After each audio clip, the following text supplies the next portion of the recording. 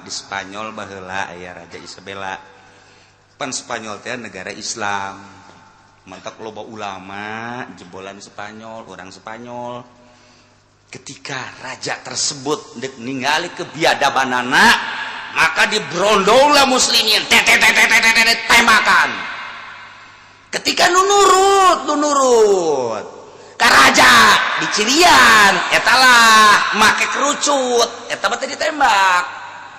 Siapa yang ikut agama aku, nurut kepada aku, aturan-aturan aku, cek Isabella, inilah tandanya di pakaian kopea eta kerucut. Nah eta mah diamankan kunyana, ieu mah yo anu tetep bae ka Allah, Kanjeng Nabi tembakan, sabaraha puluh ribu mungkin ratus ribu buak aya tuh nu make kerucut kabeh eta mah aman. Sugan teh diamankan, ternyata ditembakan keneh bae terakhir.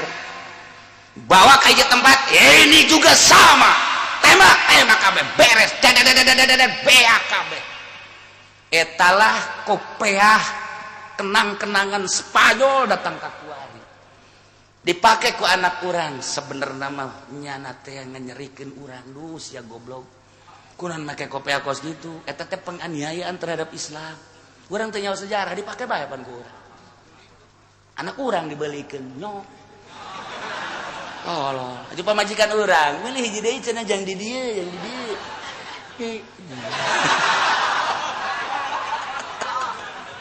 Itu nyawa sejarah makana. Mun nyawa sejarah Inggris, Masya Allah. Eta teh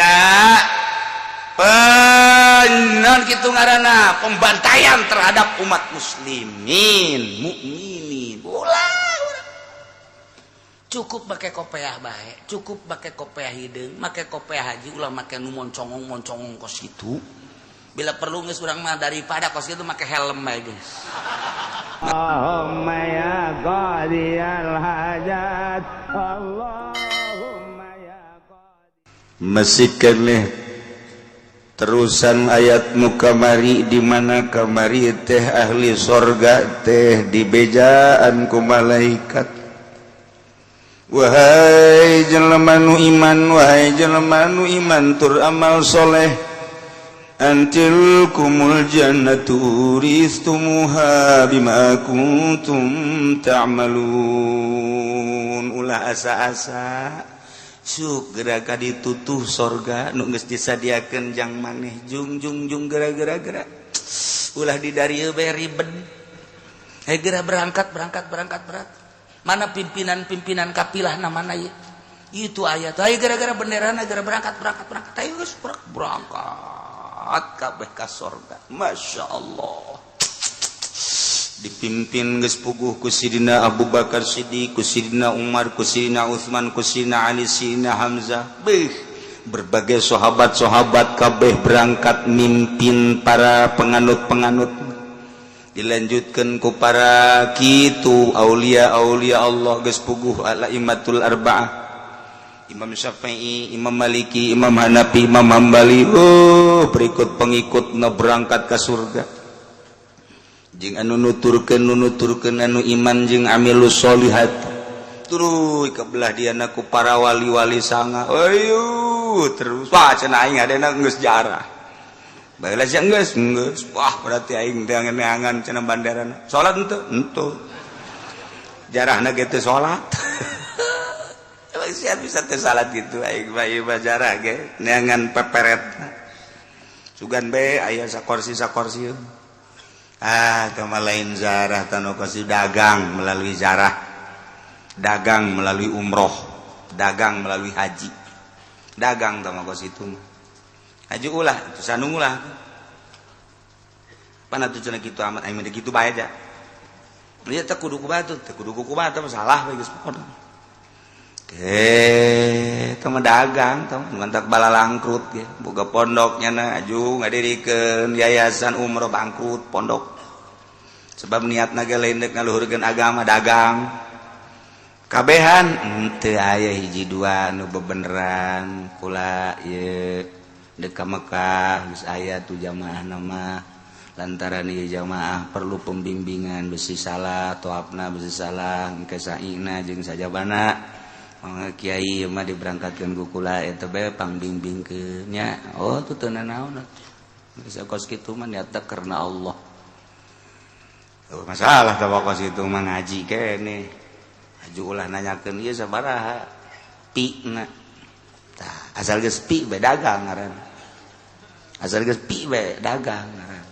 Oh pun ulah nanya-nanyakeun kos kitu. Geus pokona bae ieu mah karunya ka masyarakat. Bisi teh jahun ketop batur maka kenca nyana kakatuhu tabrakan kan sai kudu mah disopah heula ka marwah nyana mah ti barwah ka dibabalik jadina bisi kos kitu doang ke bisi kieu deui di ditu naon jumroh batur mah di Aqobah wusto nyana mah asal eta lancuh bae jeger lain masjid emeng bisi kitu doang utak dituduhkeun ayo atuh gitu karena Allah masalah ngaji ngaran dah cik malaikat ancil kumul jannah surga wahai jelema nu iman tur amal soleh berangkat surga nu bagian maneh geus jelas ditambahan deui ku kafir-kafir anu jatah surgana ku ari jelas-jelas moal kunyana diwariskan ke maneh uristumuha dua orang boga tempat ini Masya Allah bokingan orang asli hiji jeung warisan ti kafir-kafir wah rajas widuh lamun teh mah satempat aya 70 widadari sedengkeun tempat ieu 70 kali 70 wah itu bisa ka mana gugulingan di susu widadari urang.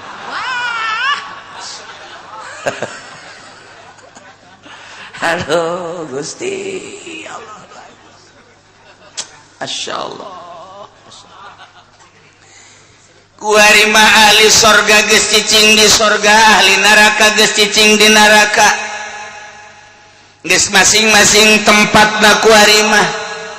Malah sorga teh pernah dibukakeun ditinggalikeun ka ahli neraka tuh itu sorga teh tempat maneh nu sabenerna mun maneh iman jeung amal soleh kulantaran maneh teh iman ka Gusti Allah jeung ka Kangjeng Nabi Muhammad maka ieu tempat anu jang tata dina jang maneh kuari mah geus diwariskeun ka tatangga maneh doh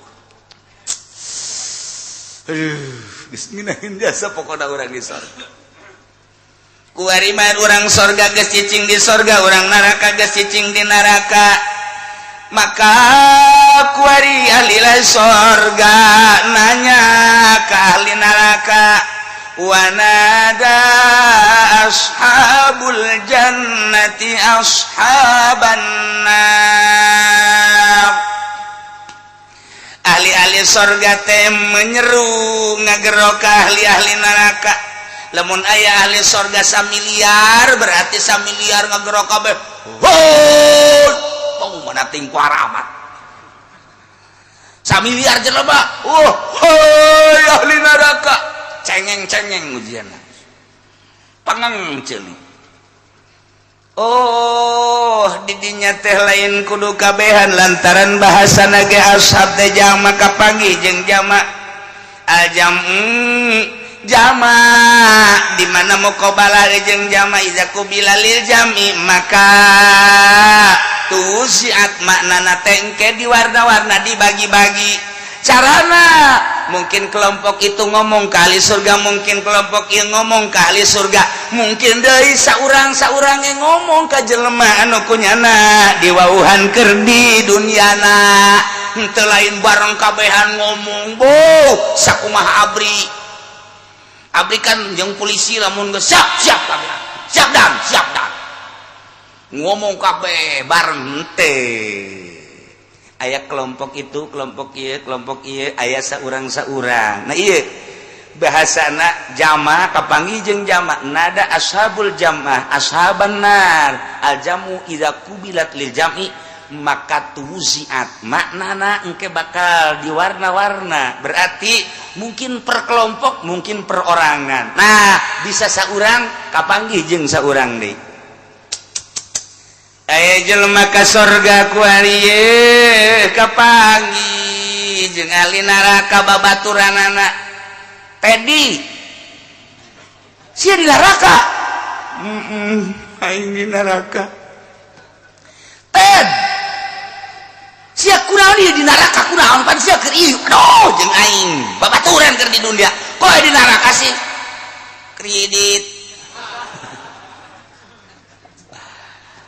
ada geus puguh tabakan kos kitu tamata ieu mah jeung kafir baheula teh keur di dunia teh urang wau kasih engko material ko ahut ya tadina urang nyokot paralon kanyana nyokot kayu kanyana nyokot engsel kanyana bahkan sok ngobrol ai prak di akhiratna urang maka sorga si ahut maka neraka kok di neraka iya kenapa kok neraka ya nggak iman waduh kok aduh dan neraka ya panas ya jangan ngomong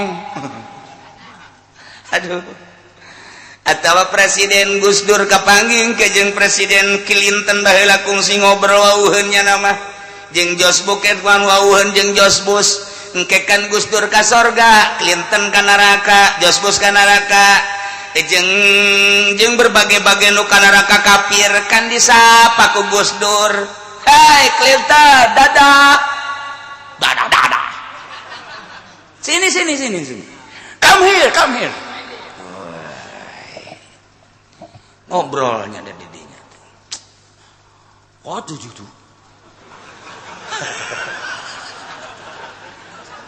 apa diteruskan aing emang kau nak tutup bisa jing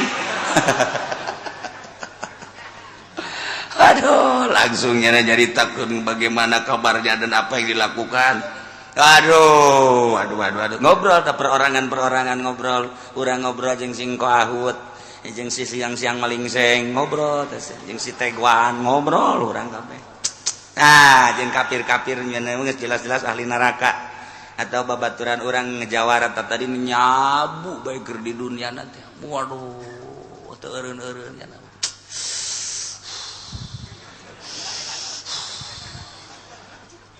nyaho kaler kidulnya geus teu nyaho naon kasanga saya kira keur aya di langit aing di langit sabaraha di langit ka-7 aing keur di Sidratul Muntaha goblok nyabu bakos gitu tolol saya kapanggih jeung saha waduh kapanggih jeung Gusti Allah tolol teh coba nu jamu mah bloon nu jamu mah kan lamun kumaha kadengena ngadenge nya na mantes rajaban nya na asa ka langit ngadenge kitu Kangjeng Nabi kitu naon naik buruknya na asa naik buruk aing jeung Jibril naik buruk ya Jibril urang mana bojong tolol taruh jabu gele mah kecil jabu mantep guys tambah ku ekstasi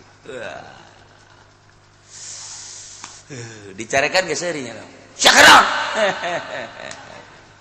tolol sakikitlan we aing keur aya di sorga Firdaus waduh eta jelema nyabu teh kos kadari di Indonesia teh pohara lain bae masyarakat biasa polisi abri nyararabu geus teh aneh ge cenah kieu ulah sok suuzon aing mandek suuzon bae kumaha lamun ditajakeun data lengkapna nyaho jasa aing ulah sok sombong ge sekali-sekali sombong kon kos nyahoeun jasa makana gitu ge nyaho jasa abri nu mana moal bejakeun eta karak rahasia polisi mana eta karak rahasia lain apa polisi tangkrang di mana bae lo DPR ge nyabu sarua bae sok sambarangan kiai aing ngomong teh abong letah henteu make tulang cak satulangan letah aja henteu eta sasangeunana bae atuh gue main baja aing menyaho sia teh boga ka nyaho sepeda dagang toge itu siapa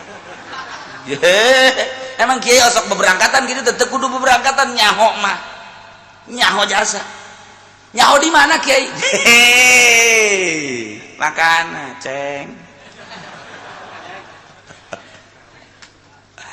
dah ahli sorga nu geus aya di sorga berbagai kelompok berbagai perorangan kapanggih nyana jeung ahli neraka bahkan ngageruk Weh Teddy, weh kok ahot, waduh kamu di neraka ya? Iya nih, an qad wajadna ma wa'adana rabbuna haqqa, nyata-nyata jelas-jelas kami ini telah ada di surga, dan apa yang pernah dikatakan oleh Rasulullah disampaikan, dilanjutkan oleh para sahabat, dilanjutkan oleh para ulama-ulama. Ulama mengatakan bahwa siapa orang yang beriman, takwa, beramal soleh, nanti akan diberi kenikmatan yang hakiki. Telah nyata sekarang saya merasakan surga yang luar biasa. Apa yang dikatakan oleh para kiai-kiai, yang kebetulan kiainya juga bukan Kiai Golkar. Kiai Golkar mah nggak tahu sekarang di mana itu kepalanya, nggak tahu saya. Ini mah kiai yang asli. Ya, dia pernah menyatakan bahwa siapa orang yang beriman kepada Allah dan Rasulullah, beramal soleh, akan diberi kenikmatan yang hakiki, surga. Saya telah menemukan qad wajadna ma wa'adana rabbuna haqqo. Mantap bener, bukan sekedar mantap, mantap. Ada apa sih itu di sana itu? Wah, tete banyak bener, tete berbagai potongan semua. Udah pokoknya enak sekali dah. Buah-buahan banyak di sana, kendaraan luar biasa. Oh, pokoknya mah pengen minum, kita pengen air apa juga ada. Yang namanya bir Manson itu mah kecil. Oh, di sana di surga yang saya rasakan luar biasa banyaknya. Wah, pokoknya mah susah nyeritainnya.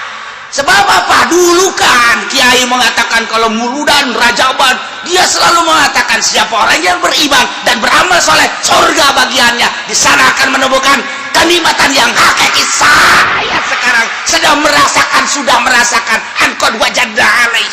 Saya telah merasakan ma wa'ada rabbuna haqqo, nyata-nyata. Yang mau saya tanyakan, fahal wajadtum ma wa'ada rabbukum haqqo? Apakah engkau juga menemukan apa yang telah dijanjikan oleh Allah, oleh Tuhan, bahwa setiap orang yang tidak iman, tidak beramal soleh akan masuk ke neraka? Ini sudah menjadi kenyataan apa enggak? Nyana ngomong qalu na'am. Apa yang engkau telah tanyakan tadi, bahwa kenikmatan yang hakiki bagi orang-orang yang masuk surga engkau telah merasakan. Kami pun telah dijanjikan oleh Allah dulu waktu di dunia. Kami telah mendengarkan para kiai ceramah, orang yang beriman kepada Allah, beriman kepada Rasulullah Muhammad, itu nanti akan diberi surga. Kebalikannya, ketika tidak beriman dan tidak beramal soleh akan dimasukkan ke neraka. Jelas kami sekarang telah ada di desa neraka. Oh, kamu udah di desa neraka? Iya. KTP-nya nomor berapa sih? Jangan ngomong KTP, gua panas nih. Saya di neraka. Kenyataannya sekarang telah ada jelas. Ucapan-ucapan para kiai dulu mengatakan orang yang tidak beriman dan beramal soleh akan masuk neraka. Saya sekarang lagi di kulub-kulub. Apa itu kulub? Itu yang gelotrok-gelotrok gitu. Masya Allah. Aing pohoan mah sama Melayu. Sehingga jawan ku bupati ka aing diondang teh yang poho tambah poho. Maka geus jelaslah ahli sorga nyaritakeun kanikmatan anu dirasakeun di sorga. Kitu keneh pertanyaan jang ahli neraka. Ku ahli neraka dijawab muhun, jelas jasa geus kapanggih ku ari maka nyeri siksa nu aya di neraka teu bohong. Fa'adzana mu'adzinum bainahum la'natullahi 'alal zalimin. Maka tidinya lah begitu aya ucapan antara ahli sorga jeung ahli neraka. Silih tanya silih jawab, celengkeung aya malaikat nyarita. Fa'adzana mu'adzinun ayanada munadin bainahum. Malaikat nyarita, wahai ahli surga, wahai ahli neraka, perlu diketahui al-la'natullahi 'ala zalim, laknat Allah, siksa Allah ditimpakan, dirasakan, diberatkan ala zalimina, untuk orang-orang yang zalim. Tinggal ngahep-hep bae ahli neraka. Di neraka ngadengikeun omongan malaikat. Nu mana nu zalim teh? Alladzina yasudduna an sabilillahi wa yabghunaha 'iwaja wa hum bil akhirati kafirun. Jelema-jelema anu menang lanat Allah nu ditibakeun diberatkeun ka jelema nu zalim teh ieu jelema nu zalim teh waktu di duniana. Alladzina nyaeta jelema-jelema yasudduna nasan sabilillah anu nahan ngalarang manusia tina jalan ka Allah. Nyanana geus teu daek iman ka Allah ka Kangjeng Rasulullah, di samping eta ngahalangan deui kanu deuk iman. Aya sekelompok manusia Kristen agamana anak nama hendak asup Islam disiksa kunyana. Ieulah jelema alladzina yasudduna an sabilillah. Awas kamu masuk Islam, akan saya siksa kamu. Tidak lihat kamu nih, bapak nih, lihat nih, mamahmu, lihat mamahmu. Kita udah kadung nyembah ke Yesus Kristus. Dia itu Tuhan. Dia dilahirkan di Yerusalem. Dia Tuhan itu. Kamu jangan sampai salah. Pak, itu Tuhan dilahirkan di Yerusalem. Sebelum dia lahir siapa sih Tuhannya? Jangan ngomong gitu lu. Gua malu ntar. Pokoknya Tuhan aja itu dia. Ya kan dia dilahirkan dulu 25 Desember, walaupun itu kan dimasalahkan oleh Paus Benediktus. Dia menyatakan karena dia sudah masuk Islam, sebab dia adalah meneliti bahwa menurut Paus bohong itu, bahwa Yesus itu lahir tanggal 25 Desember itu bohong. Saya sudah teliti, dari kebohongan itulah maka saya masuk Islam. Yesus itu bohong. Eta Paus ngomong setelah masuk Islam.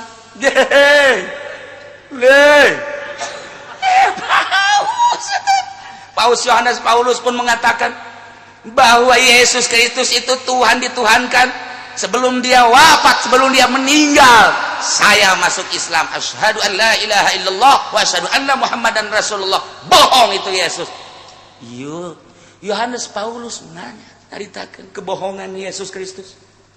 Nu kuari makana ditahan ge Paus Benediktus eta karena menyatakan kebohongan Yesus Kristus. Nah, saya mau masuk Islam aja Pak ya. Jangan. Dak kadong, tahu kadong lu. Itu bahasa Cengkareng tuh. Kadong lo, Tuhan kamu itu Yesus. Dia dilahirkan di Yerusalem. Iya, itu Tuhan. Tuhan, sepakat semua orang. Jadi dulu itu mengadakan konferensi bahwa dia adalah Tuhan. Jadi eta nyeun Tuhan teh konferensi muncak urang mah di MPR gitu. Blonnya. Blon. Jadi eta menang ngajukeun masyarakat bahwa Yesus itu adalah Tuhan. Itu sebelum lahir siapa Tuhan? Jangan ngomong gitu lu. Gue susah kalau gitu tuh. Susah gue juga. Gue juga gak tahu itu sebelum Yesus Tuhan tuh siapa, nggak tahu. Katanya si Allah. Tolol tuh coba ya. Tapi lu kalau coba-coba lu keluar dari Islam, lu gue siksa lu. Lu kan anak gue siksa dah. Pokoknya mah kalau nggak kasih makan enggak sama sekali. Kalau suruh makan makan terus lu. Sampai mejen lu. Apa itu mejen? Nah itu bahasa orang pondok mejen tuh. Gak tahu kamu mejen. Itu bahasa pangjore-jorena bahasa mejen. Di dunia nggak bahasa mejen. Masya Allah. Tapi tetap baik hidayah mah datang, hidayatul khalqi, hidayatul irsyad, hidayatul taufik. Allah nu bogana kajen teuing di tengah-tengah masyarakat, di tengah-tengah keluarga nu kafir, wayah datang mah hidayah Islam baik.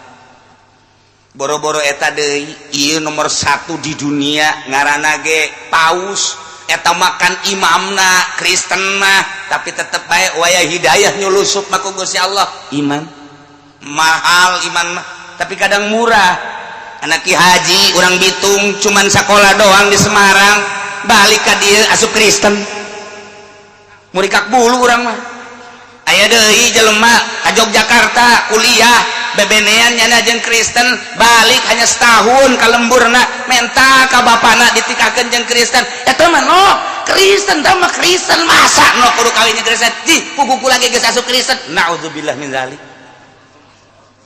mahal murah hidayah Allah nu ngatur ya Allah ya Rabbi lamun urang nyaritakeun hidayah Gusti Allah nu agung Abu Jahal kurang kumaha pinterna mamang ka Kangjeng Nabi tapi tetep bae teu iman ka Kangjeng Nabi ya Allah ya Rabbi tetapi Ki Umer anak bangsawan jadi jelema anu hebat luar biasa kaya rayanya nama pakaian anak mun kuari 50-an juta tetapi dibere hidayah ku Gusti Allah jadi pelopor jana perang di hareupnya hidayah hehehe atuh hidayah mah hese jelema ti mana-mana daratang hayang ngadaekeun pangajian supaya leuleus hatena supaya leuwih nyaho ka Gusti Allah hidayah datang urang lembur di dieu mah endahan indit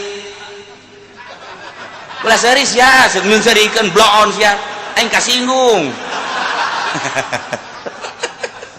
eta teh urusan Allah nu mantap kiai ulah sok mamarahan dititahna ge nyampai-nyampaikeun bae ulah sok maradu tah budak kunaon teu nurut ka aing je titah nurut ge lain ka sia ka Allah matak lamun aya kiai ngomong kieu aing asana pindah meureun di dinya emang kunaon teu daekeun nurut ka aing salah balilahan ta kiai tampiling habak sama kiai kos kitu siana bae ibadah leuwih ti sia ajakan daekeun alhamdulillah teu daekeun atuh sia bae nu bener jalain kita nurut ka sia ka Allah kitu lah cenah kiai geus teu narurut cenah kakula di ditu mah deuk pindah bae aya eueuh dirinya masjid aya nu salat aya berarti kan nurut ka Allah teu nurut ka sia aya naon di hate sia da jelema nama masjid geus aya ibadahna geus salat geus berarti nyaho ka Allah adapun teu nurut ka sia ngaji teu daek da ngaji ka sia dan lain sebagainya siana berarti teu wajar dituturkeun ku urang dinya lantaran di jerona aya proposalan ya dibabaetkeun hulu sia ku aing sia tuh pan sia mah cenah kiai mah sayu kos kitu bae aing mah kos kitu pugu ngomong ulah nyalakeun di diri sia introspeksi ya lain titah nurut ka sia ka Allah urang cicing di dinya teu ngaji ge teu magahan ngaji jelema geus balaleuneur teu kudu ngaji ibadah bae ka Allah baca Quran nu loba baca shalawat nu loba zikir nu loba jehe ulah sok aju kunaonnya teu daekeun ngararaji ka aing hawa nafsu eta kos kitu jehe deui nah alladzina yasudduna an-nasa an sabilillah nahan teu meunang asup Islam saya Kristen yasudduna an sabilillah saya Yahudi yasudduna an sabilillah urang kuari lamun nyaritakeun tentang penganiayaan Yahudi terhadap Islam Masya Allah aya nu geus 3 ting saminggu teu dibere dahar datang ka dinya sugan teh dibere dahar tonjok yeuna huluna ku pistol ces golepa seringan penganiayaan Yahudi terhadap Islam emang kos kitu Yahudi mah ti baheula ulah dijadikeun ku kumaha biasa bae urang mah ibadah ka Gusti Allah geus aya catetanana di Lauhil Mahfuz teh kos kitu nyana mah nyana urang mah urang bae kuari nyaritakeun tentang dakwahna Yahudi di Indonesia je atuh emang nyana mah ti baheula dakwahna kos kitu nyana mah deuk ngayahudikeun Islam urangna bae sing kuat iman ka Allah iman ka Kangjeng Rasulullah kakarak dibere kreditna ge urang ngelai kakarak dibere televisi bage ngelai dibere tayangan-tayangan bage urang ngelai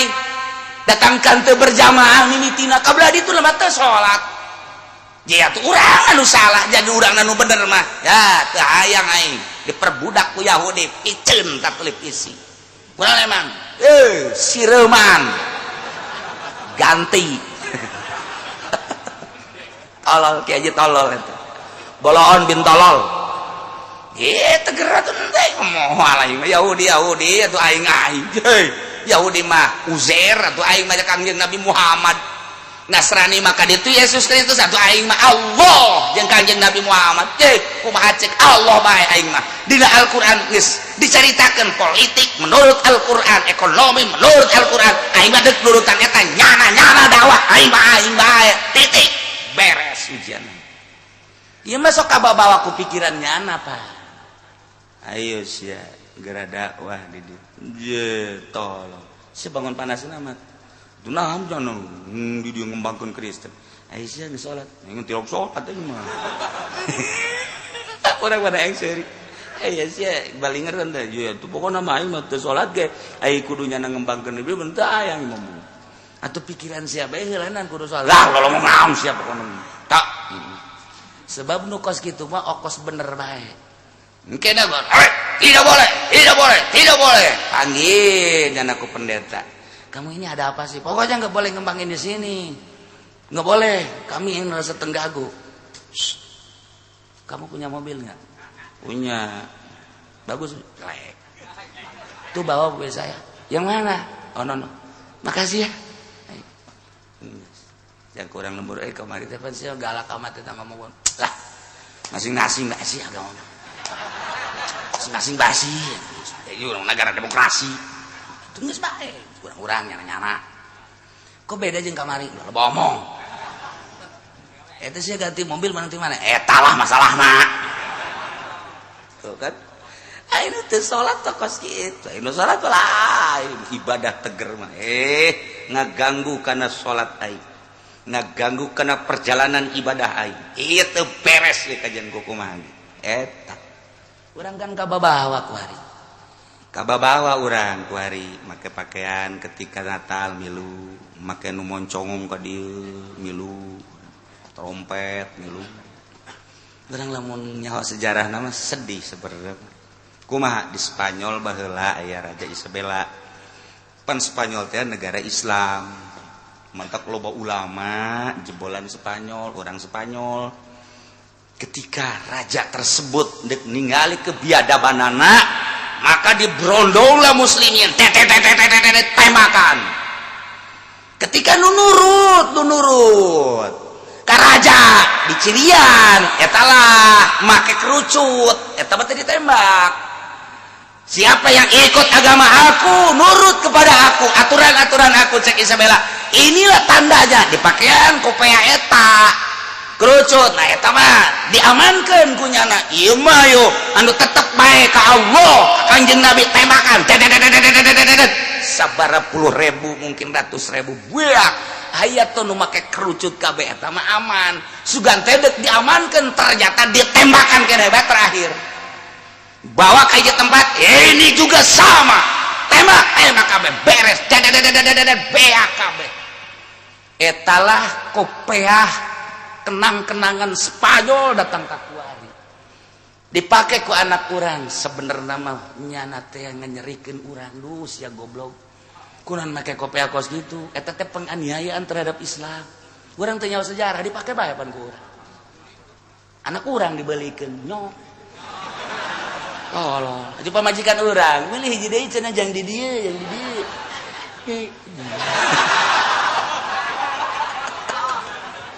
itu nyawa sejarah makanya menurut nyawa sejarah Inggris Masya Allah eta teh non kitu ngaranna pembantaian terhadap umat muslimin mukminin ulah cukup pakai kopiah bae cukup pakai kopiah hideung make kopiah haji ulah make nu moncongong kos kitu bila perlu geus urang mah daripada kos kitu make helm bae geus make helm ka masjid geus make helm bae geus urang kunaon sih make helm lain daripada make nu ka luhur mending make helm bae geus salat geus dikitukeun bae geus make helm bae tuh teu kebal pamajikan datang aya ka haji aya di masjid sing hede besi galak emang konon rada robah pikiranna lain bakal gerogol ke masjid nah iya alladzina yasudduna an sabilillah nu ngahalangan nyana dakwah menghalang-halangi untuk masuk Islam kabelah dieuna waya begunaha iwaja nyana terus-terusan dakwah neangan jalan-jalan anu sasar mengkolkeun tina bener kana sasar nyana terus-terusan ngondisikeun urang ge aya anak sia ieu tujuan dek ka mana bangun naon gitu ngaranna maka samping bae bah kula mah deuk mondok bae deuk mondok ka mana deuk mondok ka ditu bae kula mah hayang ngaji bae sakola bae sakola ulah mondok engkene sia hese teu boga ijazah mah hese dahar sia tah eta kolot waya begunaha iwaja batur deuk lurus ka Allah dipengkolkeun sakola eta ge termasuk jahanam tak kolot je mang waya begunaha iwaja eta batur deuk masantren hayang nyaho ka Allah hayang nyaho ka Kangjeng Rasulullah melalui kitab Al-Qur'anul Karim anu dijabarkeun ku Kangjeng Nabi Muhammad melalui hadis Bukhari Muslim dan lain sebagainya anu diijmakeun ku para ulama melalui kitab-kitab fikih dan lain sebagainya nyana hayang nyaho ka Allah melalui syariat naik tarekat naik hakikat cakolot da ulah sakola bae sia dibiayaan ku aing hayu hayang kuliah ka mana deuk ka Semarang deuk ka Kudus deuk ka Yogyakarta deuk ka Mesir hayu ku aing dibiayaan asal sakola ieu kolot waya begunaha iwaja jahannam je sia eta ngagogondol tas naon sih duit bah deuk ka mana deuk ka dealer bah maksudna deuk meuli mobil sabar duit eta aya meureun 270 mah ieu yang meuli ieu kijang Innova heuy Aisyah ku kabalinger teu kudu digogondol duit cukup mawa DP bae kredit zaman kuari mah sia ulah make cash kos kitu ye di pangajian ge ki uci cenah kudu cash bae ulah ngadeikeun ki uci moal maju sia ngadeikeun ki uci mah ortodok ki uci mah ulah ngadeikeun geus sia maning kredit bae duit nu sawarena pake usaha jadi sia mobil boga per bulan katutup usaha sia ieu kolot wayabgunaha iwaja jahannam eta ih anak deuk ka sorga hayang boga meuli mobil teh jang zarah jang ngaji lah neuk dikeskeun bae ja acara kredit tah haram nu model kos kuari mah lantaran dua akad antara cash jeung kredit beda harga kecuali anu saakad cash jeung kredit akur bae ieu mah kan beda ieu mah deuk lurus jalan ka Allah melalui cash diulah ku kolotna wayabgunaha iwaja jahannam ta kolot dipengkolkeun ku kolotna masyaallah ceng sia ieu bangona nyekelan foto bae eta naon ieu bebene bah nala ieu bebene sia bapak ngalamarkeun ka ditu ke heula pan sia anak abah pan dilahirkeun ku emak sia ieu teh pan hasil totoker abah sia teh abah bebeakan amat pak maksudnya sia supaya nurut ka aing capek nyeun sia nu bener bah ye ieu kieu caritana ieu si bebene sia ieu make jilbab make samping emang santri di mana mondokna di Kinasuha Putat aing teu sedap teresep aing boga minantu santri aing mah teresep hayang aing mah sia boga sia teh boga pabajikan teh ya nu kuliah ye bahasa Inggrisna hebat bahasa Jepangna hebat bahasa Koreana hebat tah eta nu kos kitu ulah nu make jilbab kos kieu mah teresep ye boga minantu kos kieu ye paling ge salat bae kos kitu kita dagang teu bisa kita nanaon teu bisa teresep aing mah kajenting teu salat pokon pamajikan sia asal modern ieu kolot wayabgunaha iwaja jahannam ya kolot loba jasa ieu kolot di urang kan nu jahannam asana bagi dua buat di majelis ge ieu jahannam kabeh ya Allah ya Rabb ceng saya ngeluarkeun motor ke mana ngaji bah ke mana Cilongok ya Allah ya Rabbi rumah tangga sia moal beres ku ngaji moal anggeus ku ngaji deuleu pamajikan sia tuh atuh pan sia eta kan kudu dahar kudu naon emang ngaji ku situ diberean duit ku kiai moal beres ku ngaji beresan heula imah tangga sia tah kajen ku kumaha ge je ulah ngaji bae abah tersep neleusia ngaji bae mun abah neleusia dagang aing resep tapi ngaji bae abah tersep waya bunaha iwaja ieu kolot belum habak bawakeun obor ku naon sia belum abah pendek belum daripada di neraka mending ku ari bah siapa sokan teman-teman waya bunaha yatlubuna sabil iwaja nudik bener disalahkeun nu deuk ka dieu ka katu diulahkeun nu deuk lurus diulahkeun teh iya naon ieu ieu muludan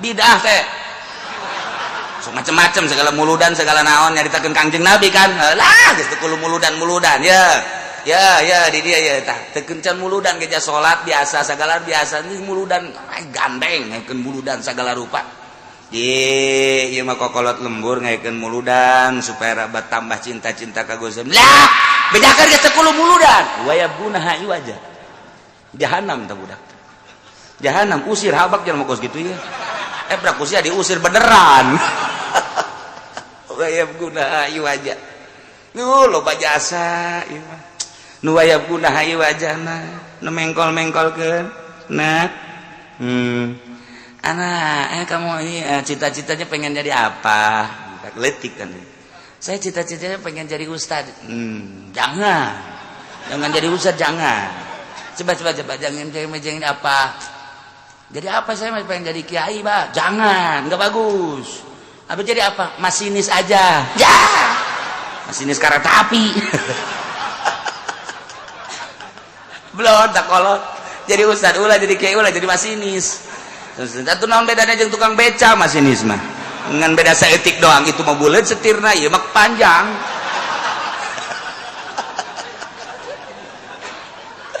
ya Allah ieu wayab gunaha iwaja ya Allah ya Rabbi neng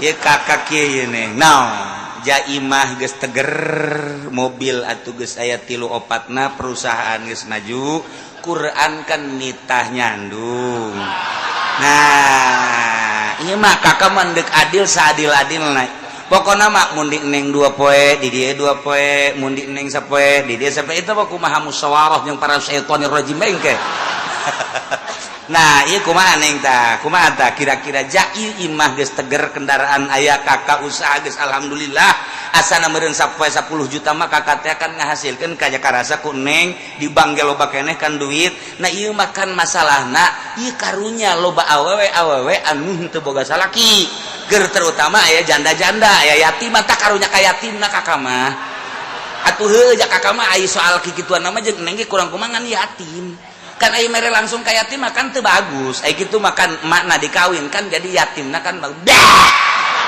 yatim mulai geus ceuli aya galedeg dadedor ieu bandek lain nanya wah kitu ieu mah kira-kira ridho teh entah waya gunaha iwaja tuh siapa emang hayang meureun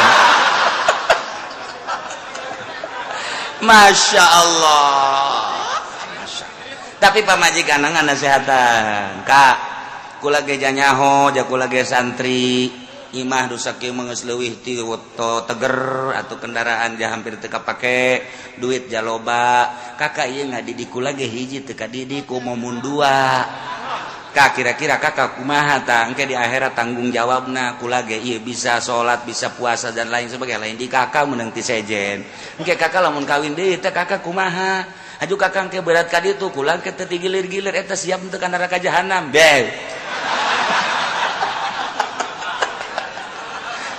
tungtung nama tol adena cek awewe emang siapa yang kitu bae dasarna sia man bung wayab gunaha iwaja udah loba jasa ya mengkol-mengkolkeun jelema tina arah nu lurus ka Allah ka Kangjeng Rasulullah dipengkolkeun walaupun undek pesantren dipengkolkeun sakola walaupun undek kes dipengkolkeun kana kredit walaupun nu cita-citana yang jadi bagus dipengkolkeun dan lain-lain sebagainya cara dagang nu bagus mah kieu dipengkolkeun ku urang ku cara Yahudi di Islam kudu kieu dipengkolkeun ku urang ku cara Nasrani dipengkolkeun ku urang ku cara kafir wa yabghunaha iwaja iyalah jelema anu zalim Di Indonesia lain make aturan Al-Qur'anul Karim, make aturan-aturan gitu ham. Nah iyalah negara geus mengkolkeun anu urang deuk ka Allah, urang deuk ka Kangjeng Rasulullah, mampu lain mampu deui. Lain lalagan, tapi kan dihalangan. Dihalangan lah, ku saha nu ngahalanganna? Mal bejakeun si eta bae pokona mah. Nah, ieu pemerintah urang teh wayabunha iwaja. Sebab teu make aturan-aturan Al-Qur'anul Karim, zalim. Mun nyaritakeun pamarentah adil di Indonesia eueuh sahuntu-huntu acan sebab teu make aturan Al-Qur'anul Karim. Ketika kajian geus teu make aturan Al-Qur'an maka demokrasi asal sing bener demokrasi mana buktina wayabunha iwaja. Polisi ya bunaha iwaja, ABRI ya bunaha iwaja, DPR ya bunaha iwaja. Kitu kene pamarentah ya bunaha iwaja, tinggal tunggu we paeh jahanam. Di cenah kiai sok sangeunah nabi ulah kitu atuh nyuran aing mah kitu bae. Supaya sadar doang ieu masalahna. Oh, heueuh supaya kitu doang. Nah, malaikat nyarita laknatullahi 'alal zalimin. Lanat Allah dibikeun dibere ditembelkeun ka jelema nu zalim. Yare jelema nu ngahalang-halang kana agama Allah, jelema nu mengkol-mengkol kana lurus supaya belok, supaya mengkol. Ieulah bari manehanana wahum kafiruna bil akhirati, nyana teu percaya ka akhirat. Geus pugu Yahudi, geus pugu Nasrani teu percayaan kana yaumul jaza, jaga di akhirat. Itu kene berbagai kafir teu percayaan di akhirat bakal aya babalas. Urang ge percaya kosdu teu percaya lantaran cak haram cak agama nyana terus bae ngalakonan haram. Ieulah sarua jeung wahum bil akhirati kafirun. Ahli surga nyarita jeung nanya ka ahli neraka, ternyata nyaritakeun tentang kanikmatan di surga kapanggih nu baheula hanya carita ku ari bakal rasa. Kitu kene neraka nu baheula hanya cerita ku ari bakal rasa. Nah, masih berlanjut kene wa 'alal afirijalun engke aya arab antara surga jeung neraka aya tempat ngaranna Arab. Saha ye nu bakal cicing di Arab? Geus Amerika ngalawan Irak seseleh lantaran ruhul jihadna tinggi jasa, boro ngalawan kolot ngalawan budak ke geus pohara, diadukeunlah Syiah jeung Sunni. Timbullah aya bom bunuh diri. Ieulah buatan Amerika anu dieuntepkeun ka Syiah. Mentak ngadu lah Sunni jeung Syiah. Geus kuari tentara Irak anu masih kene di negarana naon ngaranna berkeluyuran, ieu ngamankeun lain ngamankeun tentara Amerika. Amerika mah geus balik, Amerika ruh kuluh cekena geus balik kabeh ka ditu. Tinggal aya bom-bom bunuh diri buatan Amerika, ieulah diamankeun. Mantak teu kapake pemerintahan bayangan buatan Amerika, nu kapake tetap pemerintahan buatan rakyat. Jadi aya dua pemerintahan di Irak mah. Teu ngaku nyana ka pemerintahan buatan Amerika. Sanajan ku ada di bawah Amerika tetap pemerintahan nyana nyieun khusus presiden jeung nyieun perdana menteri. Presidenna ahli sunnah wal jamaah, perdana menterina Syiah geus dihijikeun mentak pidato terus unggal poe Syiah dan Sunni harus menyatu. Mentak eueuh gontok-gontokan ku ari di Irak aman, Amerika tercengang deui bae, diadukeun tetep teu berhasil. Nah, jadi ku ari Amerika tinggal mengkolna bae ku ari hutangna ambalaya, tentara na loba nu paeh. Di Irak mah paeh teh geus jadi biasa, tapi kafir mah paeh teh apan jadi nyeri. Kemudian loba nu arasup Islam ngan teu dipublikasikeun. Balik di Irak tentara Amerika loba nu asup Islam, bahkan loba anu dipenjara ku ari lantaran manut ka Irak, artina jadi Islam, jadi muslim. Nah, di Irak mah nantangan keneh bae, hai geura ka dieu deui Amerika cakna gelut jeung aing mun cara ngomong urang. Sakitu geus ngap-ngapan nantangan keneh bae. Kitulah ruhul jihad anu tinggi. pas datang ke Iran isuk-isuk narongton TV kabeh orang Iran aya naon isi narongton TV horenganan TV terbuka jadi Najd keur adu argumentasi jeung Obama cek rakyat hari inilah penentuan antara perang dan tidak. Waduh ya mun perang aing di dieu keneh siang ngeunah ge aing aduh teu bareresnya saya kaduhung nanya aing ka sia horengan nonton TV ge jana mah kabeh teh penentuan perang jadina jeung henteu poe ieu aduh geus meurigak bulu urang ieu hayang geura ka Madinah bae lah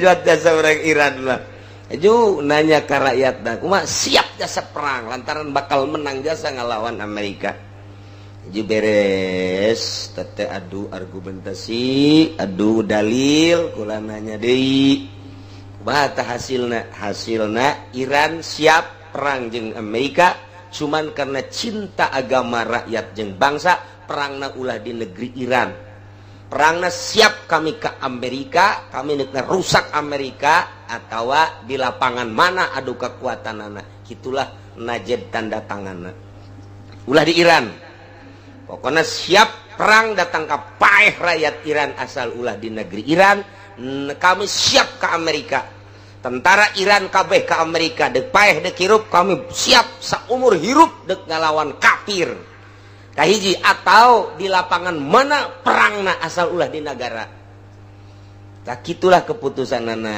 akhirnya Amerika sin cekena embung atuh di negara kami mah cekena keputusanna teh jadilah poe eta tah aduh cek urang aing 2 PD ieu di Iran ieu 2 PD bahaya Gusti Allah nu agung itulah eta pas di ditu pas keputusan Najd nyaritakeun tentang keputusan perang poe eta jasa Masya Allah barang ngadenge keputusan seperti itu Amerika tetap mualaka atuh ai teh di Iran mah jadi ulah nanya ke rakyat Iran kami mitip budak nu karek gede kanu dewasa kakolot di hotel supir satu suara kabeh di Iran maka presiden Najd geus misleukna hiji nya nama presiden teu boga sapatu bagus 2 teu boga jas bagus embungeun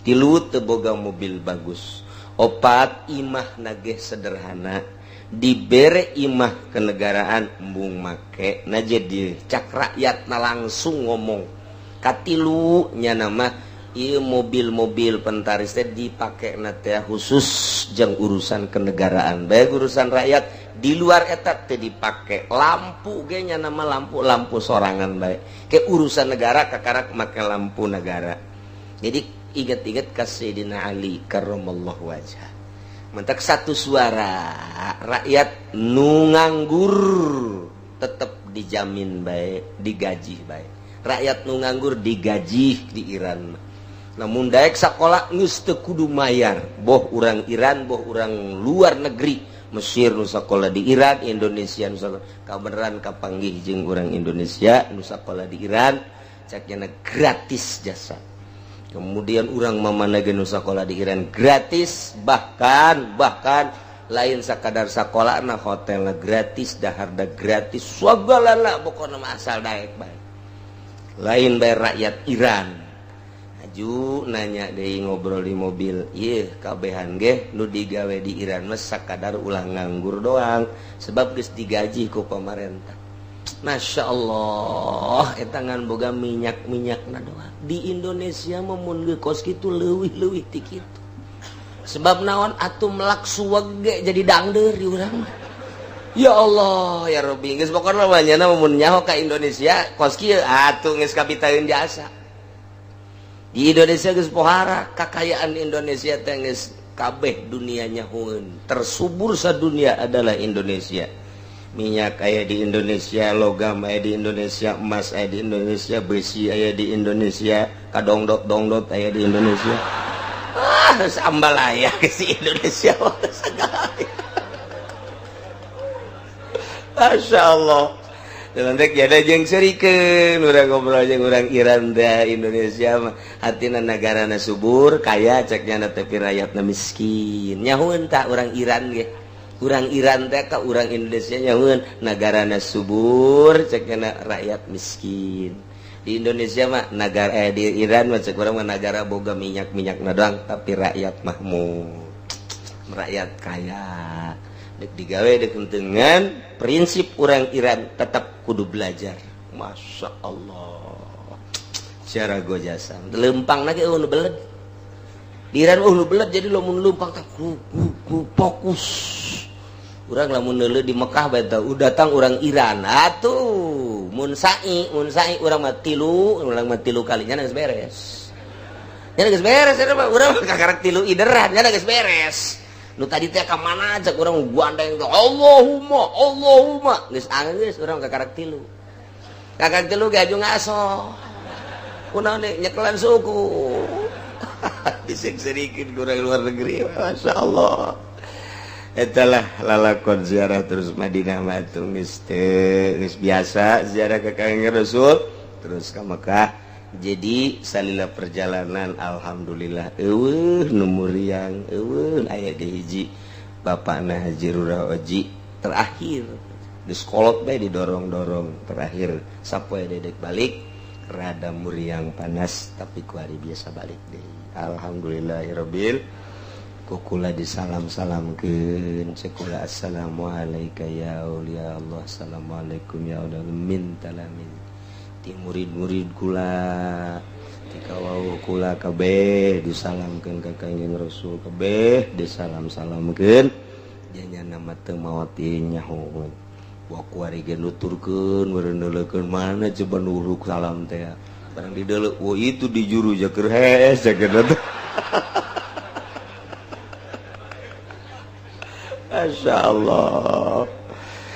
Kesimpulan nama ziarah malamun can ka Baghdad macan nyaho luhurna jeung gedena para wali Allah. Di dituna ge diagung-agung ku urang dituna pohara jasa di Baghdad. Jadi orang eta Tuan Syekh Abdul Qadir Al-Jailani teh Gelan teh Iran. Jadi kelahiran nama Iran. Tak dibaca ku kula di kitabna min Tobaristan urang Tobaristan Gilan orang barang ditanyakeun Gilan Tobaristan eta Iran nyana ti Iran masantren ka Baghdad nu dibegal teh ya nyarahoeun urang ditu ge sejarah eta teh sejarah sok urang dibaca teh oh kula nyaritakeun kitu teh bener naam cek nya aya di dieu ge kitab da sok dibaca ngan make bahasa Persia cekula tuh bahasa Persia mah aing ge ngaluarkeun aya bahasa Sunda.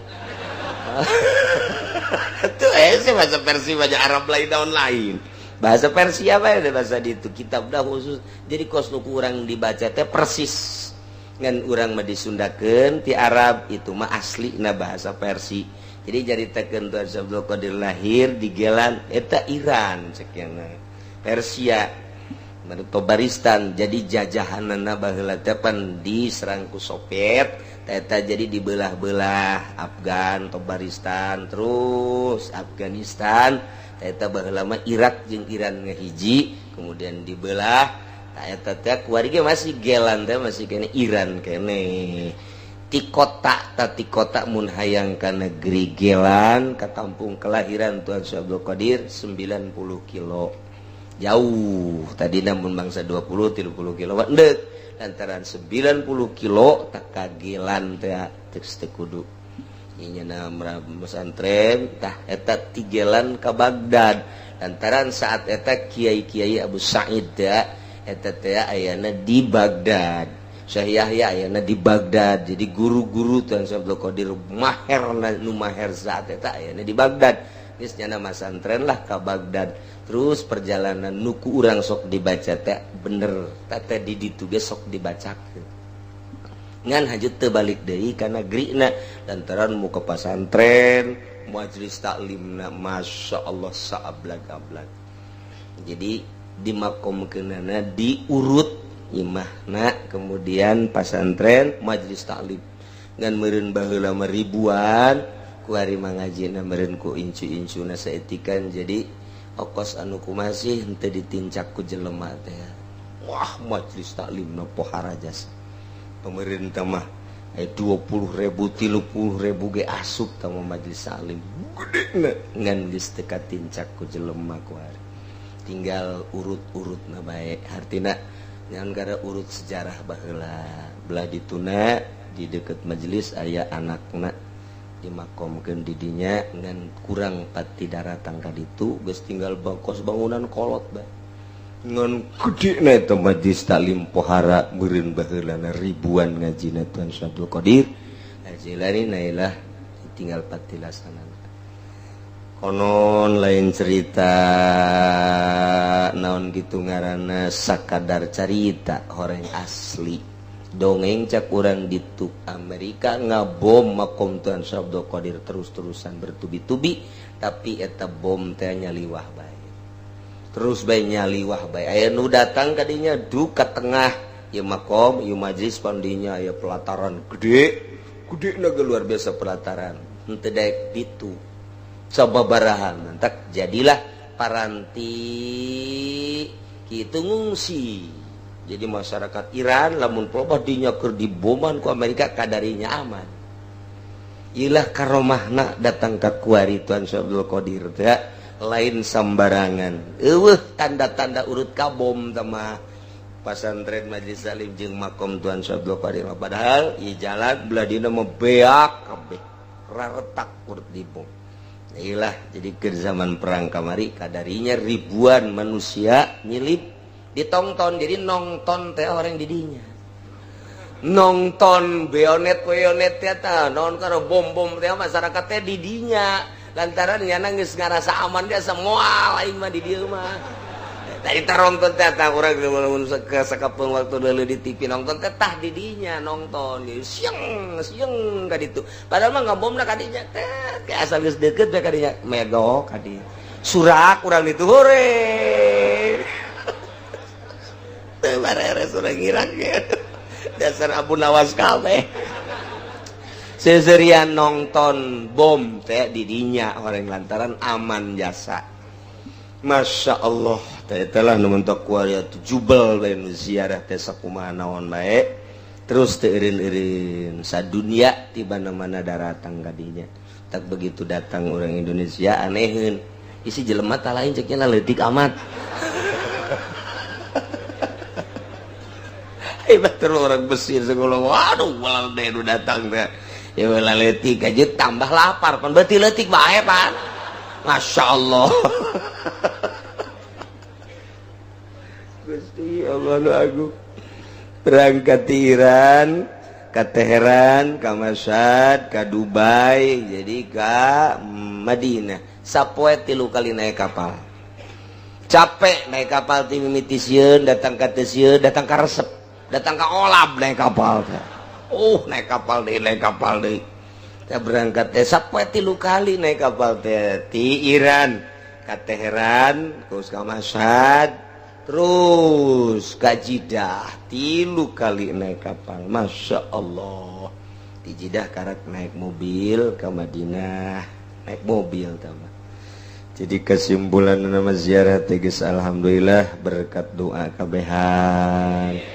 Kurang kabehan ziarah sanajan rombongan kula hungkul nu ziarah tapi kabeh dizarahkeun ku kula dizarahkeun supaya diaku murid kabehan teu diwijil-wijil khusus nu ngaraji di majelis taklim di dieu umumna dulur-dulur urang kabehan ku kula dibejakeun ka Tuan Syekh mudah-mudahan dianggap murid. Tah gitulah lalakon ziarah barang datang di kapal kukula ditanya ka sababaraha jamaah ya urang geus datang ka Jakarta mun gratis kita ka Iran deui woi caknya ieu ge candahar gratis sembungeun bu aja peli ge ditanya ji dae ka Iran ge heula caknya nu sanggupeun ditita ka Iran deui sakira-kira aduh can kabayang hayang geurang ngadahar goreng sangu ya Allah ya Rabbi nyaho kos kitu mata pamimpin eta pamimpin aturan mere beja ka urang kumaha mere beja lantaran di ditu sangu geus di dieu nyieun kupat anu tetel teh naon gara-garana nu padet teh padet sekel teh nyieun buras atawa nyieun kitu kupat sekel bejaan aturan mah sebab di ditu sangu datang ka ditu nya mau basi saeutik malah mau salah geus atuh nyaho kitu mah teh nyieun kupat be jadi urang datang ka ditu nyindar kupat bisa nyieun warteg urang di ditu ya Allah ya Rabbi teh jadi lalakonna pohara bungahna aya ketika atuh kitu kukumpulan kabehan suserian kemudian di hotel atuh serba bintang hotelna luar biasa kemudian atuh sedihna loba nu tinggalin jeung lapar ai gregetna ieu pamimpinna teu ngurusan endahannya milu ka urang pannya pamimpin tapi nya milu ka urang wah ieu teh akur ya urusan ieu tapi geus kos gitulah alhamdulillah tetep henteu dikukumakeun sebab nyana nu ngajalanan atuh geus masalah kukula tetep dinasehatan aya sababaraha urang deuk marah ceuk kula ulah marah geus aya tulisanna di Lauhil Mahfuz aju cicing deui sungutna cicing hatena tetep henteu ji atuh deuk marah batu sarua suku lagi hayang marah ngan deuk naon tuh marah mun kitu mah marah aju berubah jam moal maning ulah marah geus di nolkeun we ieu mah geus kabeh geus aya tulisanna ti Gusti Allah geus bae ja boro-boro nulungan batur pamimpin ge pugunya kakarak datang ka Irak nya ge bermasalah deh sarua bae hampir teu kabawa pugunya ge pamimpin nah gitu kan aya gaid-gaid di ditu Habib hiji Habib Hisyam kedua Habib Syekh jadi aya tah jelema nu istimewa di Irak jang komunikasi ke atasan-atasan ketika aya kendala italah alhamdulillah ke sewaktu-waktu moal kebal deui nya geus nyiapkeun kitab ka kula dik mere kitab lantaran di ditu teh terus teh mah akhirna kula bae nu mingpin-mingpinna terus nya ngobrol barang ngobrol teh nyaritakeun ti Cilongok nya ge horengan geus ngadenge cek nya ka Cilongok ieu horeng jelemana ieu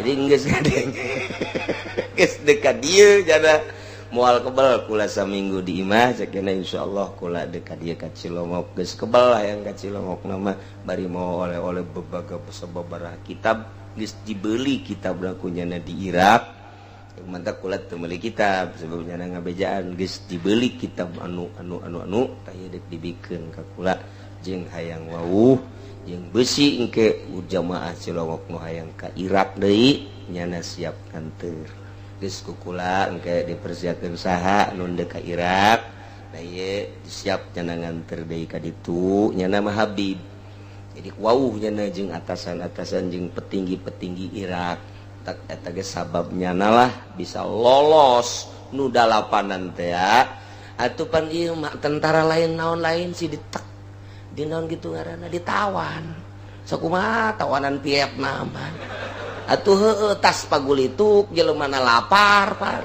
ieu jat Vietnam aya kos gitu mah tapi lulus takunyana terus ditelepon malam Sabtu eta walaupun hari libur tetap segera mun cek nyana ge mun cek petinggina mun tita tadi mah jam 5 atuh babari jasa teu kudu jam 12 peuting ieu mah beres-beres jam 12 coba eta pan masyaallah geus kitu meureun kuduna lalakonna geus loba nu tinggalin jasa ka ditu mah ai ditaliti-taliti horeng pisana ngeteng jadi di dieu hese ka Irak mah hese nu muka ka Irak mantep travel mana nu muka ka Irak moal aya urang kuari deuk ka Irak hayang make travel mana moal bisa tambah kudu ka Dubai kayak di Dubai ka Karak nyieun visa menuju Irak itu jadi eta ge langsung ke Irak beres ngan eta can anggeus bisa nu dalapana gitulah wasilah nama mentak alhamdulillah datang ka Kiwari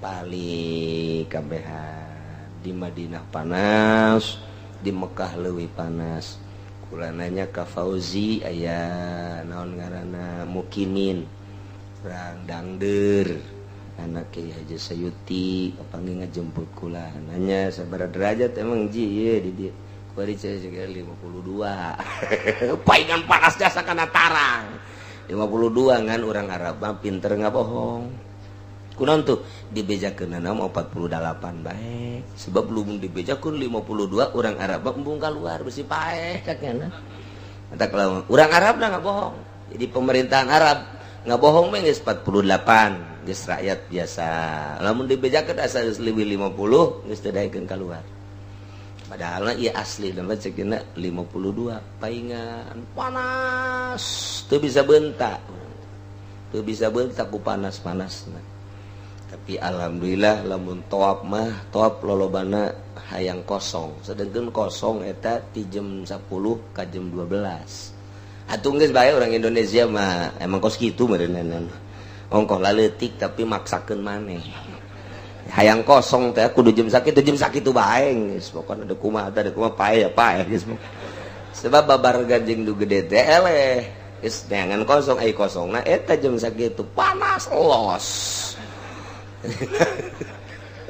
nu entak barang balik teh hampir kos urang negro hari deung toap lah didelekeun di hotel lantaran hotelna deukeut di hotel Hilton jadi kadeuleu Baitullah geus macet keur lobana jamaah saetikna nu toap kadeuleu barang dideuleu sore mah datang ke peuting pinuh bae nu kosong teh ti jam 10 11 jam 12 eta bae geus dihantam kosong geus batur mah harees urang mah toap eueuh masalah geus pokona nu penting kosong bae ya Allah alhamdulillahirabbil alamin ngadoa ka Gusti mudah-mudahan kula sarombongan jeung urang kabehan bisa ka ditu bisa ziarah ka Baghdad ka Sultan Aulia oge ka para wali-wali Allah terutama ka Kangjeng Rasulullah oge ngalaksanakeun umroh di Mekah nu maksudna urang kabehan hayang menang ridho Allah Subhanahu wa taala nu mantak didongengkeun lantaran lamun daratang ka imah dongeng capek geus kudu nanyakeun dongeng geus sakaligus dongeng kabeh kadenge ku kabehan kos gitulah perjalananana jadi 7 poe mah lapar nu 7 poe deui datang ka Madinah kakarak rada deureus banggih menu atau masakan rada deureus tapi anehna sakitu lapar teu karasa lapar ku bunga jeung deui meureunanan kunaon ku babarengan biasa bae masalah lapar teh tah kitu ya ziarah ka para wali-wali Allah Subhanahu wa taala sehingga barang diamati 30 sekian juta asa murah lantaran naon bisa kapanggih jeung sultan aulia jeung kutubul aulia nuku urang sok dibaca unggal poe unggal kitu nu boga silsilah mah pasti unggal poe lah dibacana kemudian atuh dina haul sok urang dibaca eta kabeh araya makom nuk dibacakeun dina haul eta sebagian besar adalah di Baghdad jeung di Iran. Kemudian ka mana deui tuh ditukangeun makom Imam Ghazali aya penjara bawah tanah eta lah anu di penjara teh Ali Ridho teh begitu di penjara di bawah tanah Raja Harun ar-Rasyid eta teh sorangan di jero tanah sapoe 2 poe 3 poe batang ka saminggu teu dibere dahar teh naon dek dibunuh kadenge ribuan jelema nu zikir di jero tanah rame ribuan jelema la ilaha illallah la ilaha raja kaget kobehan kaget coba tempok lobaan amat tempok sorangan keur zikir la ilaha illallah tapi kadenge ribuan puluhan ribu diangkat jana ka luhur sanggeus diangkat zaman diasupkeun di kejar zikir deui ribuan puluhan ribu tah kitulah Ali Ridho mentak ku Syiah diaku Syiah lantaran nyana cucu Sayyidina Ali anu ngamumule Sayyidina Ali padahal mah ngamumule ge lantaran guru mursyidna ka Sayyidina Ali teh. Sayyidina Ali teh boga anak Imam Zainul Abidin, Imam Zainul Abidin teh boga anak teh Syekh Muhammad Bakir, Syekh Muhammad Bakir boga anak deui kitu Ja'far Shadiq, kemudian Ali Ridho. Tah di zaman Ali Ridho eta lah di penjaranya na diaku ku Syiah, diaku ku ahli thariqah. Tak nuzarahna ahli-ahli thariqah. Masjid da jeung makamna nu pohara jas. Geus tama ku kitu bae meureun ku Allah geus dirahasiakeun sabodo. Ari Sayyidina Ali mah teu aya makomna. Sayyidina Ali mah lantaran begitu maot, Sayyidina Ali mah pandian bungkus pas dek geus kuburanna geus aya dek dibawa jol kuda ti luhur langit. Diangkat ka dinya ku jelema teu wauh meureun malaikat dibawalah ka luhur langit. Geus teu aya makomna Sayyidina Ali mah aya ge patilasan bumi. Nah, eueuh makomna sama makom Sayyidina Ali bohong. Eueuh bae di Iran eueuh, di Irak eueuh. Aya ge bumi Sayyidina Ali karramallahu wajah jeung naonna jeung masjidna urut sapopoena. Kitulah Sayyidina Ali. Sayyidina Husain mah teu dibunuh dipencit tah nu bakal dibaca ku urang dina Qurtubi. Sageus dibunuh dipencit jasadna dimakomkeun di ditu di Karbala, kamari ka ditu ka Karbala. Ari huluna dibawa ku Sumer ka Mesir. Mentak huluna sirah Sayyidina Husain dimakomkeun di Mesir, ari awakna mah dimakomkeun di Karbala. Misah Sayyidina Husain mah huluna dipake main bola heula. Ditendang-tendang di Iran di Persia teh, datang ke Mesir ditendang-tendang. Mentak jelema nu sok main bola menghina ka Sayyidina Husain, menghina ka Kangjeng Nabi. Menang mentak main bola teh awal main bola eta tah cak sejarah tah hulu Sayyidina Husain. Tak wayahna kana sok main bola eureun sebab urang teh dilaknat ku Kangjeng Nabi. Saya jelema nu itu najongan bola sarua jeung najongan hulu Sayyidina Husain. Nauzubillah min dzalik. Ulah kitu menghina ka kitu.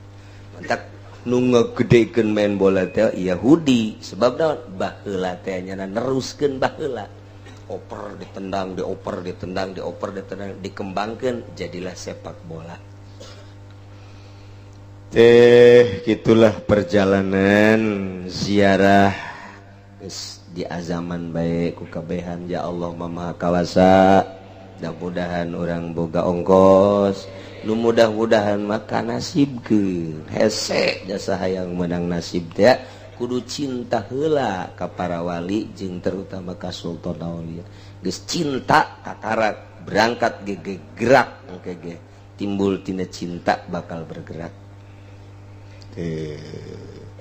Wa abdun syaraka hurran wa yugdalu abdun syaraka hurran fi abdin. Aya hiji jelema merdeka Zaid, jelema merdeka lain abid, lain budak belian. Ibraki Zaid dek ngabunuh Khalid, ay Khalid abid.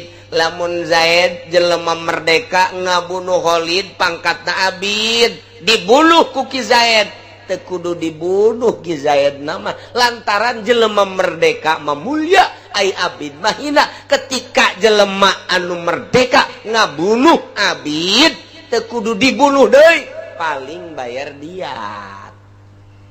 Lain hajuplong gitu bae diat mogolado ulah dibunuh, ulah dikisos Ki Zaid mah. Zaid merdeka ngabunuh Khalid abid, ulah dibunuh Ki Zaid na. Jalan jang dikisos paling bayar diat.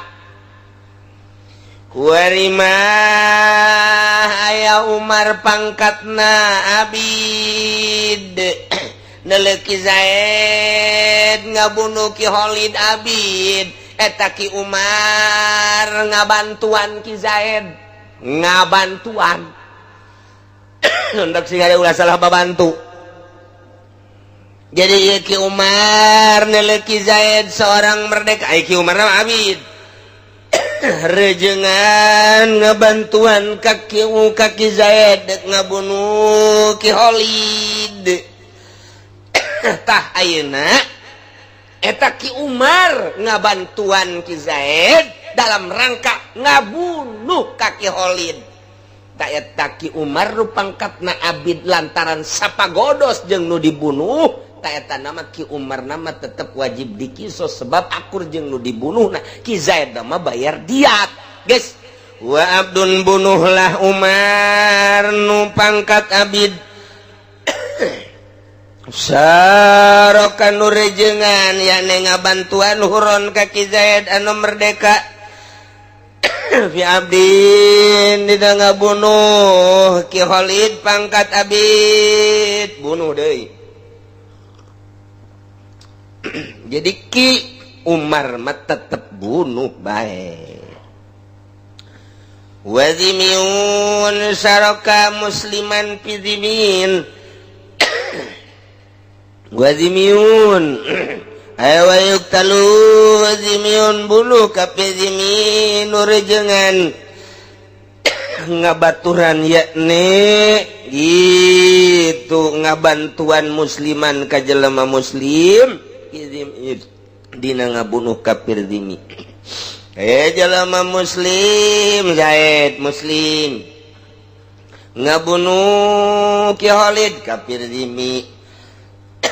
Ki Khalid mah kafir zimi mun dibunuh ku Ki Zaid na muslim teu kudu dibunuh deui Ki Zaid nama. Lantaran Ki Zaid bamulia teu sapagodos pancek tadi ge kudu mukafah. Kudu akur agama anak mun muslim mun kafir taya mah Ki Zaid na muslim nu dibunuh nama kafir zimi teu sapagodos geus eta Ki Zaid nu muslim mun ngabunuh kafir zimi teu kudu dibunuh paling diat. Tapi aya Umar sarua pada kafir zimi ngabantuan ngarejengan Ki Zaid nu muslim dalam rangka ngabunuh kafir zimi. Tah eta Ki Umar babantu Ki Zaid anu Ki Umar napa kafir zimi sapagodos pan Ki Umar mah jeung Ki Khalid nu dibunuh nazimi ari Ki Umar ngabantuan Ki Zaid ka eta teh babantu na eta nyana kanu dibunuh na ngabantu ngabunuh ka muslim wajib bae teh mah ja akur ieu bunuh geus Ki Zaid nama teu kudu dibunuh tapi ari Ki Umar nama bunuh wa kadza syariku harbin wallahu a'lam bissawab.